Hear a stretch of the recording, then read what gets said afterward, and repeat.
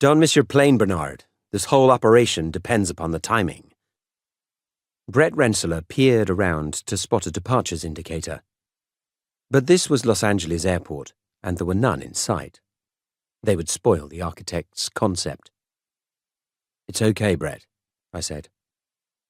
He would never have survived 5 minutes as a field agent.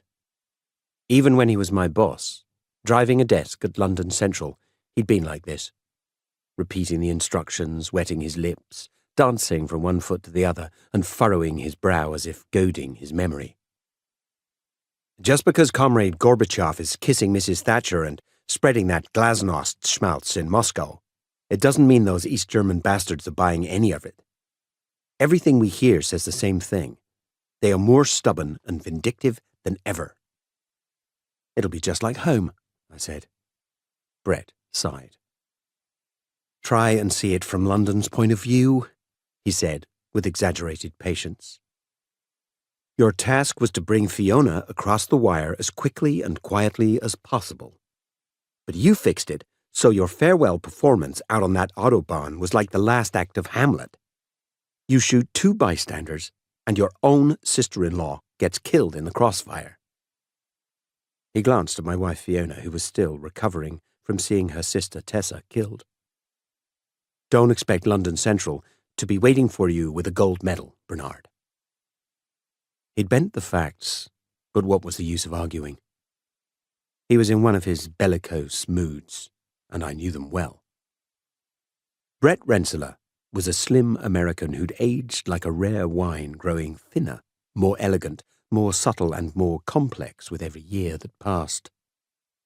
He looked at me as if expecting some hot-tempered reaction to his words. Getting none, he looked at my wife. She was older too, but no less serene and beautiful. With that face, her wide cheekbones, flawless complexion and luminous eyes, she held me in thrall as she always had done. You might have thought that she was completely recovered from her ordeal in Germany. She was gazing at me with love and devotion, and there was no sign she'd heard Brett. Sending me to do this job in Magdeburg was not Brett's idea. I'd caught sight of the signal he sent to London Central, telling them that I was no longer suited to field work, particularly in East Germany. He'd asked them to chain me to a desk until pension time rolled round. It sounded considerate, but I wasn't pleased. I needed to do something that would put me back in operations. That was my only chance of being promoted and getting a senior staff position in London. Unless my position improved, I would wind up with a premature retirement and a pension that wouldn't pay for a cardboard box to live in.